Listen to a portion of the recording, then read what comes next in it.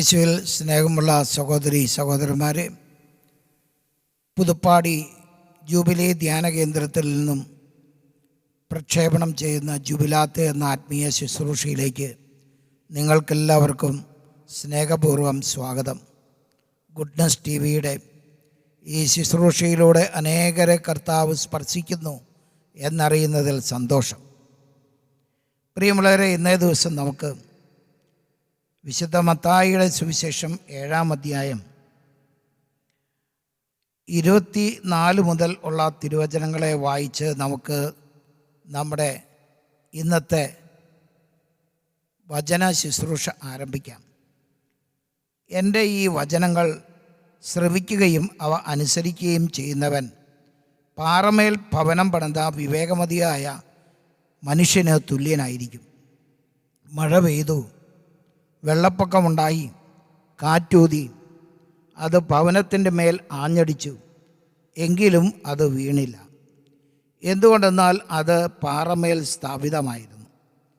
എൻ്റെ ഈ വചനങ്ങൾ കേൾക്കുകയും എന്നാൽ അത് അനുസരിക്കാതിരിക്കുകയും ചെയ്യുന്നവർ മണൽപ്പുറത്ത് ഭവനം പണിത ഭോഷന് തുല്യനായിരിക്കും.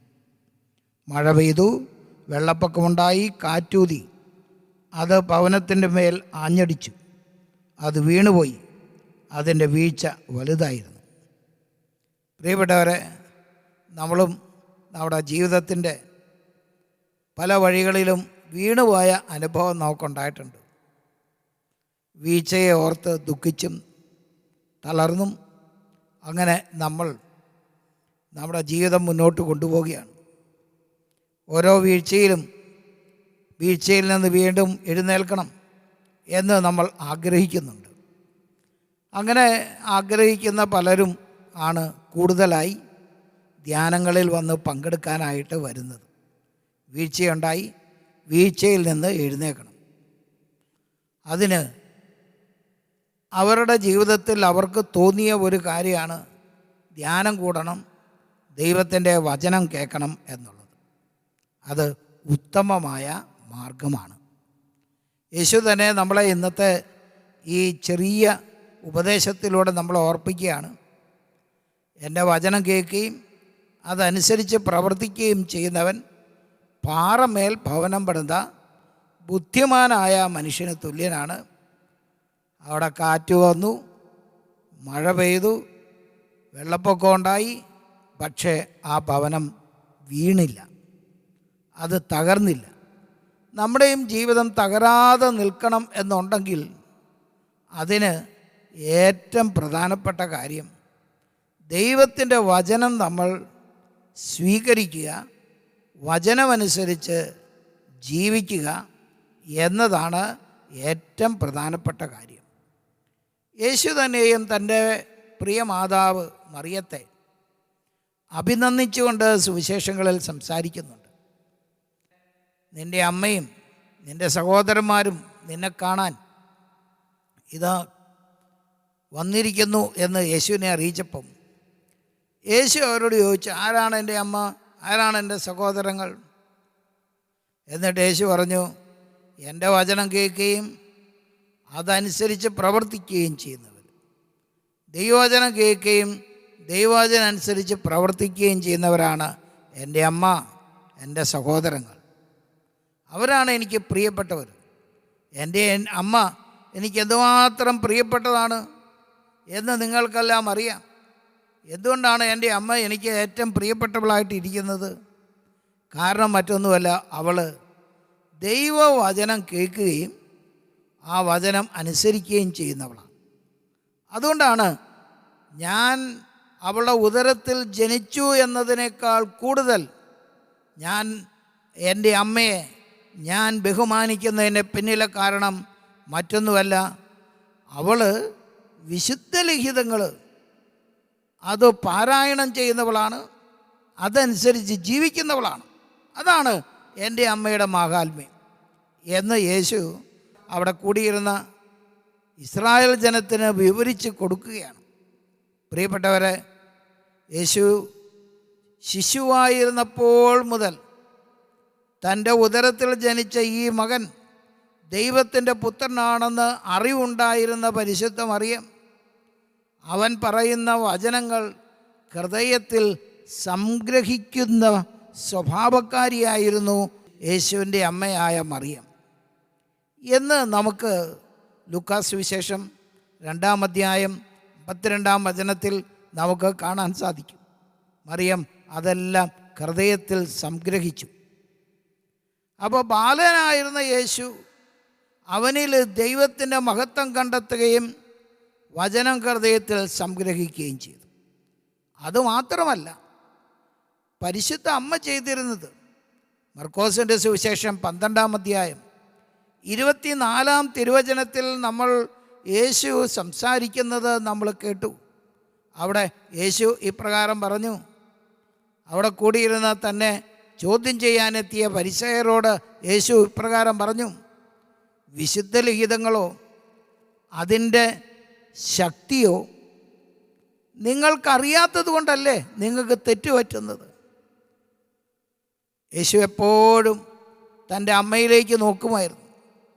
അവൾക്ക് തെറ്റുപറ്റാത്ത ഒരു സ്ത്രീയാണ്. അവൾക്ക് തെറ്റുപറ്റാത്തതിൻ്റെ കാരണം അത് മറ്റൊന്നുമല്ല, അവൾക്ക് വിശുദ്ധ ലിഖിതങ്ങൾ അറിയാം, അതിൻ്റെ വ്യാഖ്യാനങ്ങളും അതിൻ്റെ ശക്തിയും അവൾക്കറിയാമായിരുന്നു.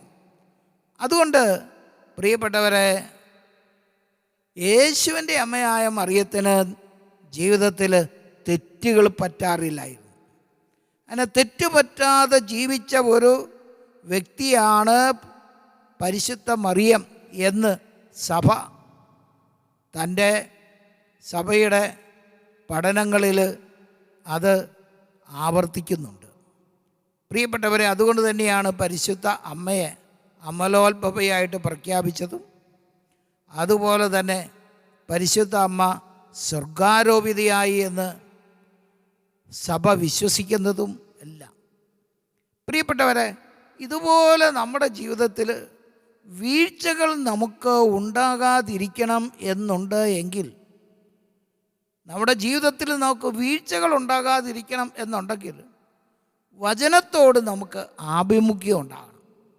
വചനം നമ്മൾ പഠിക്കണം. വചനം നമ്മുടെ ഹൃദയത്തിൽ നമ്മൾ സൂക്ഷിക്കണം. ഇതൊക്കെ വളരെ പ്രധാനപ്പെട്ട ഒരു കാര്യമാണ്. ഇതിന് നമ്മൾ വേണ്ടത്ര താല്പര്യമോ അതിന് വേണ്ടത്ര ശുഷ്കാന്തിയോ നമ്മൾ കൊടുക്കാതെ ഇരുന്നാൽ തീർച്ചയായിട്ടും നമ്മുടെ ജീവിതവും പരാജയത്തിലേക്ക് പോകും എന്നുള്ളത് നമുക്ക് മനസ്സിലാക്കാവുന്ന ഒരു കാര്യമാണ്. Praise the Lord. പ്രിയപ്പെട്ട സഹോദരി സഹോദരന്മാരെ, നമുക്ക് ദൈവമായ കർത്താവ് വിശുദ്ധ പൗലോസ് അപ്പോസ്തലൻ ഇപ്രകാരം റോമാക്കാർക്ക് എഴുതിയ ലേഖനം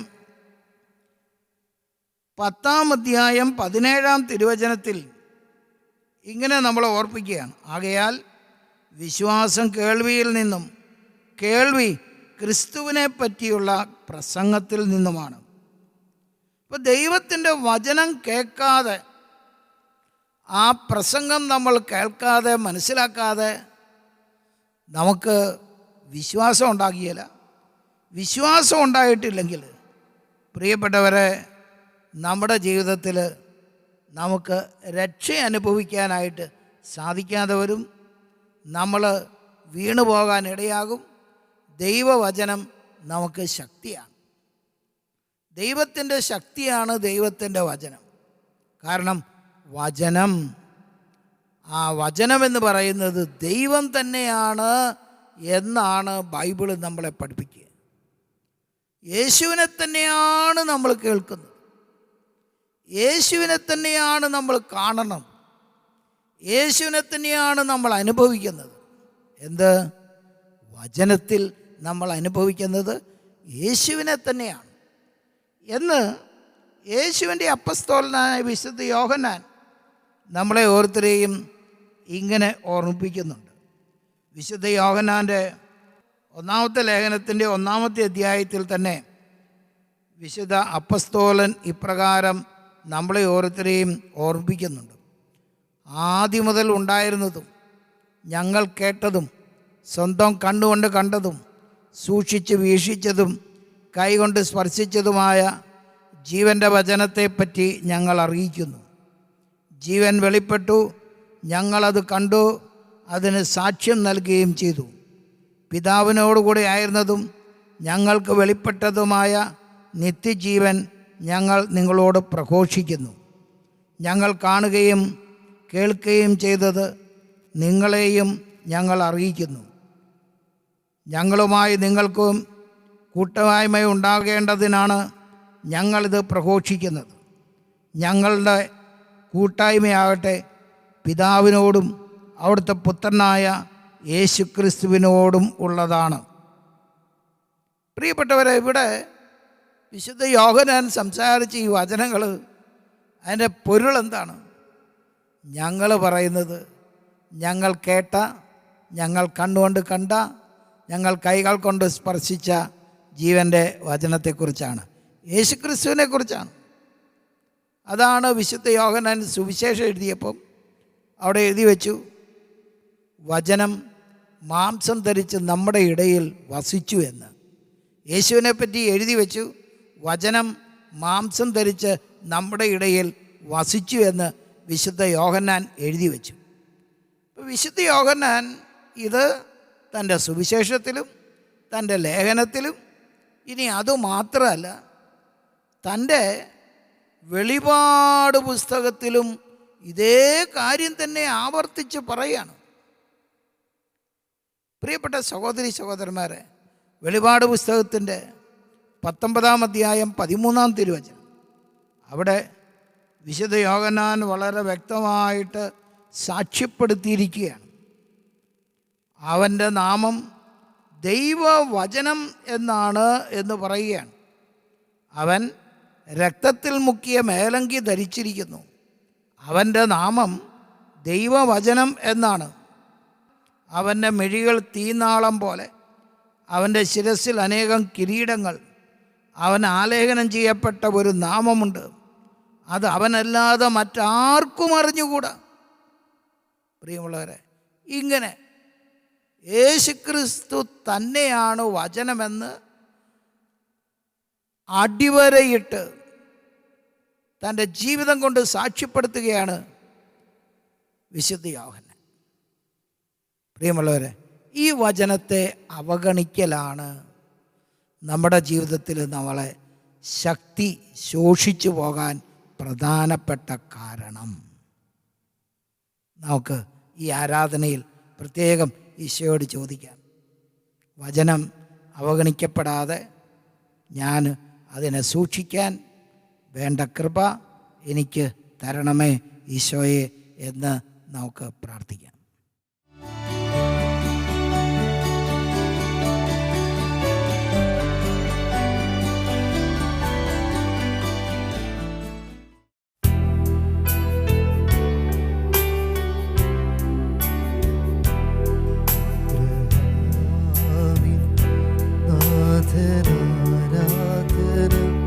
യാക്കോബിൻ ദൈവമേ ആരാധന,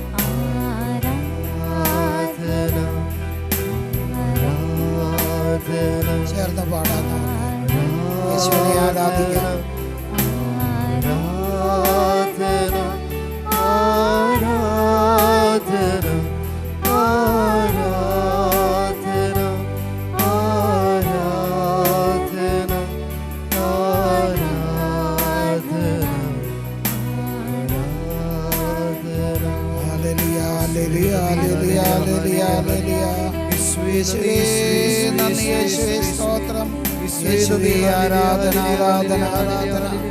hallelujah hallelujah hallelujah hallelujah hallelujah. യേശുവേ നന്ദി, യേശുവേ സ്തോത്രം, യേശുവേ മഹത്വം, യേശുവേ മഹത്വം, യേശുവേ ആരാധന ആരാധന ആരാധന. കർത്താവേ കരുണ കരുണ കരുണ കരുണ. എൻ്റെ സ്നേഹവും കൃപയും കൊണ്ട് നിറയ്ക്കണമേ, അനുഗ്രഹം കൊണ്ട് നിറയ്ക്കണമേ. Hallelujah hallelujah hallelujah hallelujah. പരിശുദ്ധ പരമ ദിവ്യകാരുണ്യത്തിന് ആരാധനയും സ്തുതിയും പുകഴ്ചയും ഉണ്ടായിരിക്കട്ടെ. പരിശുദ്ധ പരമ ദിവ്യകാരുണ്യത്തിന് ആരാധനയും സ്തുതിയും പുകഴ്ചയും ഉണ്ടായിരിക്കട്ടെ. പരിശുദ്ധ പരമ ദിവ്യകാരുണ്യത്തിന് ആരാധനയും സ്തുതിയും പുകഴ്ചയും ഉണ്ടായിരിക്കട്ടെ. Praise the Lord. Hallelujah hallelujah. യേശുവേ നന്ദി, യേശുവേ നന്ദി. പ്രിയപ്പെട്ട സഹോദരി സഹോദരന്മാരെ, കാരുണ്യവാനായ ദൈവം നമ്മെ പ്രത്യേകമായി ഇപ്രകാരം വിളിച്ച് അനുഗ്രഹിക്കുകയാണ്. കർത്താവിൻ്റെ തിരുവചനം നമ്മുടെ പാദങ്ങൾക്ക് വിളക്കും വഴികളിൽ പ്രകാശവുമാണെന്ന് സങ്കീർത്തകനായ ദാവീദ് ഇതിലൂടെ ദൈവം നമുക്ക് വെളിപ്പെടുത്തി തന്നിട്ടുണ്ട്. ദാവീദിൻ്റെ ജീവിതത്തിൽ ദാവീദ് അനുഭവിച്ച ഏറ്റവും പ്രധാനപ്പെട്ട ഒരു അനുഗ്രഹമായിരുന്നു കർത്താവിൻ്റെ തിരുവചനത്തിൽ ഉള്ള അവൻ്റെ ആശ്രയം. അതുകൊണ്ട് തന്നെ ദാവീദ് എന്നും തൻ്റെ ജീവിതത്തിൽ ദൈവത്തിൻ്റെ വചനത്തിന് അവൻ വലിയ പ്രാധാന്യം നൽകി. വചനം അവൻ ധ്യാനിച്ചു, വചനം അവൻ പ്രാർത്ഥിച്ചു, വചനമനുസരിച്ച് ജീവിക്കാൻ അവൻ തീരുമാനമെടുത്തു. പ്രിയപ്പെട്ടവരെ, അതിനാലാണ് ദാവീദ് സങ്കീർത്തകൻ തൻ്റെ ജീവിതത്തിൽ അവൻ ഇപ്രകാരം പറഞ്ഞു: അങ്ങയുടെ വചനം എൻ്റെ പാദത്തിന് വിളക്കും എൻ്റെ പാതയിൽ പ്രകാശവുമാണ്. സങ്കീർത്തനം 119 105 വചനത്തിൽ ദാവീദ് പറഞ്ഞു: ഞാൻ വചനം എൻ്റെ ഹൃദയത്തിൽ ഞാൻ സംഭരിച്ചതുകൊണ്ട്, വചനം ഞാൻ എൻ്റെ ഹൃദയത്തിൽ സ്വീകരിച്ചതുകൊണ്ട് അത് എൻ്റെ ജീവിതത്തിൽ എനിക്ക് വലിയ പാപത്തിൽ നിന്നും അകന്ന് ജീവിക്കാനുള്ള വലിയ ഒരു ശക്തിയായിട്ട് മാറിയിരിക്കുന്നു. മറ്റ് എന്തിനേക്കാൾ ഉപരിയായി ദൈവത്തിൻ്റെ വചനം അത് എന്നെ പാപത്തിൽ നിന്ന് അകറ്റി നിർത്താനായിട്ടിടയായി. ഇത് ദാവീദിൻ്റെ സ്വന്തം ജീവിതത്തിൻ്റെ അനുഭവമാണ്. അതുകൊണ്ട് സങ്കീർത്തനം 119 വാക്യത്തിൽ ദാവീദ് പറഞ്ഞു: അങ്ങയ്ക്കെതിരെ പാപം ചെയ്യാതിരിക്കേണ്ടതിന് ഞാൻ അങ്ങയുടെ വചനം ഹൃദയത്തിൽ സൂക്ഷിച്ചിരിക്കുന്നു. ഹൃദയത്തിൽ ദൈവത്തിൻ്റെ വചനം സൂക്ഷിച്ച് പ്രിയപ്പെട്ടവരെ, ദാവീദ് തൻ്റെ ജീവിതത്തിൽ പാപജീവിതത്തിൽ നിന്ന് അകന്നു. നമുക്കറിയാം, ഈ സങ്കീർത്തനം രചിച്ച ദാവീദ് ഒരു കൊടും പാപിയായിരുന്നു. അവൻ മോഹങ്ങൾക്ക് അടിമപ്പെട്ട് വേശ്യാവൃത്തിക്ക് അനുസൃതമായ വ്യഭിചാര പാപം ചെയ്ത് അവൻ ജീവിച്ചവനാണ്. അങ്ങനെ തൻ്റെ വ്യഭിചാര പ്രവൃത്തികൾ ലോകം അറിയാതിരിക്കാൻ വേണ്ടി അവൻ തൻ്റെ ഉറ്റ സ്നേഹിതനും തൻ്റെ പടയാളികളിൽ ഒരുവനുമായ ഊറിയായെ കൊന്നവനും കൊലപാതകം എന്ന കുറ്റം ചെയ്തവനും ആണ്.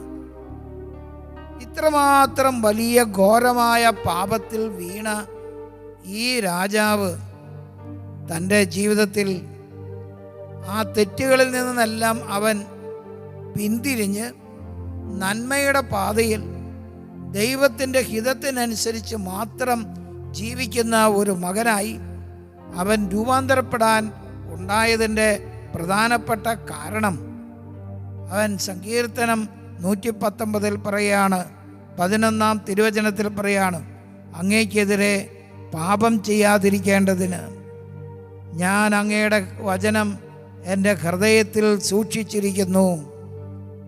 ദൈവത്തിൻ്റെ വചനം ഹൃദയത്തിൽ നമ്മൾ സൂക്ഷിച്ചാൽ പാപം നമ്മളെ വിട്ടുപോകും. ദൈവവചനത്തിന് പാപത്തെ ഉന്മൂലനം ചെയ്യാൻ, പാപത്തെ നശിപ്പിക്കുവാനുള്ള ശക്തിയുണ്ട്. ഈ സത്യം നമ്മൾ ഓരോരുത്തരും തിരിച്ചറിയണം. യേശു തന്നെയും തൻ്റെ അപ്പസ്തോലന്മാരോട് യോഹന്നാൻ്റെ സുവിശേഷം 15-ാം അധ്യായം 3-ാം തിരുവചനത്തിൽ ഇപ്രകാരം പറഞ്ഞു: ഞാൻ നിങ്ങളോട് പറഞ്ഞ വചനം നിമിത്തം നിങ്ങൾ ശുദ്ധിയുള്ളവരായിരിക്കുന്നു.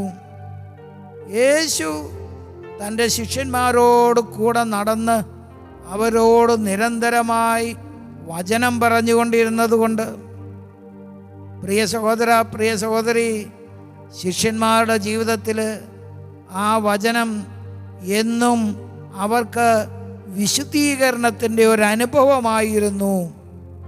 അതുകൊണ്ട് അവർ ഗൗരവമേറിയ തിന്മകളിൽ വീഴാതെ നിർമ്മല മനസാക്ഷിയുള്ള മക്കളായിട്ട് അവർ വളരാനിടയായി. അവരുടെ ആ നിർമ്മലമായ ജീവിതമാണ് അവരെ പരിശുദ്ധാത്മ ശക്തിയിലേക്ക് കൊണ്ടുവന്നത്. അതുകൊണ്ട് പ്രിയപ്പെട്ട സഹോദരി സഹോദരന്മാരെ, നമ്മുടെ ജീവിതത്തിൽ വചനത്തെ നമ്മൾ തിരസ്കരിച്ചു, വചനത്തെ നമ്മൾ ഉപേക്ഷിച്ചു, വചനത്തിന് വേണ്ടത്ര പ്രാധാന്യം നമ്മുടെ ജീവിതത്തിൽ നമ്മൾ നൽകിയില്ല. യേശു പരിസയരോട് പറഞ്ഞില്ലേ? പരിസയരോട് യേശു ഇപ്രകാരം പറഞ്ഞു: നിങ്ങൾക്ക് ദൈവത്തിൻ്റെ വചനമോ അതിൻ്റെ ശക്തിയോ അറിയാത്തത് കൊണ്ടാണ് നിങ്ങൾക്ക് തെറ്റുപറ്റിയത്. നമ്മുടെയും ജീവിതത്തിൽ നമ്മൾ തെറ്റിലകപ്പെട്ടത് ദൈവവചനത്തിന് പ്രാധാന്യം കൊടുക്കാതിരുന്നത് കൊണ്ടാണ്. പ്രിയ സഹോദര, ഇന്ന് ഈ ആരാധനാ നിമിഷം നമ്മുടെ ഭാഗത്ത് വന്ന ഈ പ്രത്യേകമായ ഉപേക്ഷയെ, ദൈവത്തിൻ്റെ വചനത്തെ ഉപേക്ഷിച്ചതിനെ ഓർത്ത് ദൈവസന്നിധിയിൽ നമുക്ക് മാപ്പ് ചോദിക്കാം. പരിശുദ്ധാത്മാവിൻ്റെ അഭിഷേകം നമുക്ക് കെടുത്തിക്കളഞ്ഞത് ദൈവവചനത്തോടുള്ള ഉപേക്ഷയാണ്, താല്പര്യമില്ലായ്മയാണ്. ആകയാൽ ഈ ദിവസം ദൈവവചനത്തോടുള്ള താല്പര്യം, ദൈവവചനത്തോട് ഉപേക്ഷയില്ലാത്തൊരു ജീവിതം, ദൈവവചനത്തെ ആദരിക്കുന്നൊരു ജീവിതം തരണമേ. ഞങ്ങൾക്ക് പറ്റിപ്പോയി, ഞങ്ങൾ ഘോരമായ പാപത്തിൽ വീഴാൻ കാരണം വചനത്തെ അവഗണിച്ചതാണ് എന്ന ബോധ്യത്തോടെ നമുക്ക് ദൈവ തിരുസന്നിധിയിൽ അനുതപിച്ചുകൊണ്ട് പ്രാർത്ഥിക്കാം.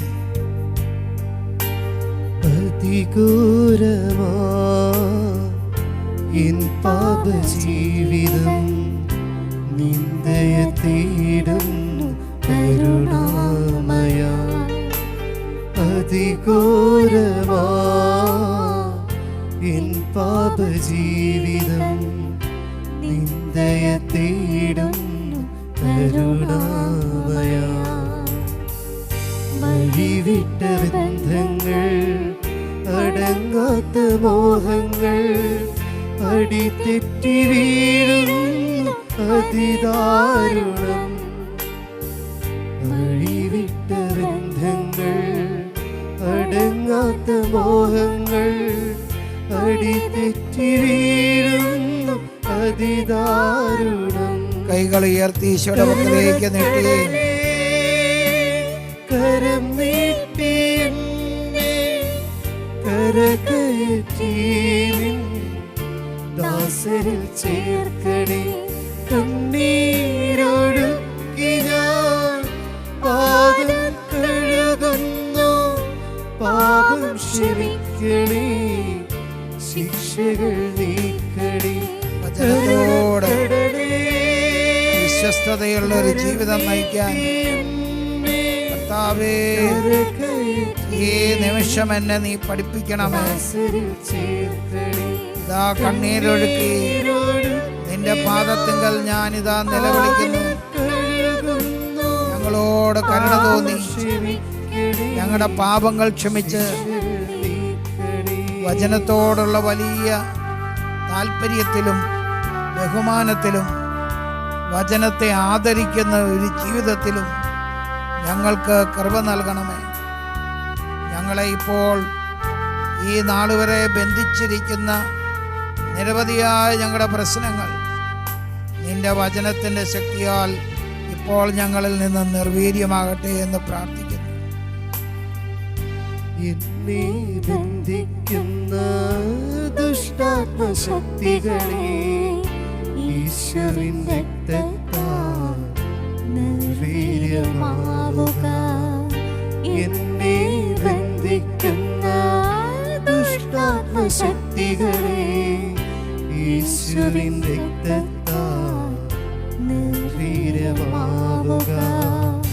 യേശുവിൻ നാമത്തിൽ വിടുതലും സൗഖ്യവും പാവനാത്മാവിൻ സഹവാസവും നൽകണേ.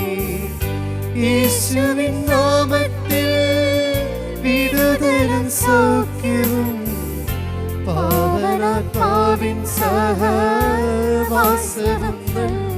കൈകൾ ഉയർത്തി, കരങ്ങൾ ഉയർത്തി, ശിരസ് നമിച്ച് കർത്താവായ യേശുവിൻ്റെ വലിയ സ്നേഹത്തിൻ്റെ ആശ്ലേഷവും ആശീർവാദവും സ്വീകരിച്ചുകൊണ്ട് നമുക്ക് പാടാം.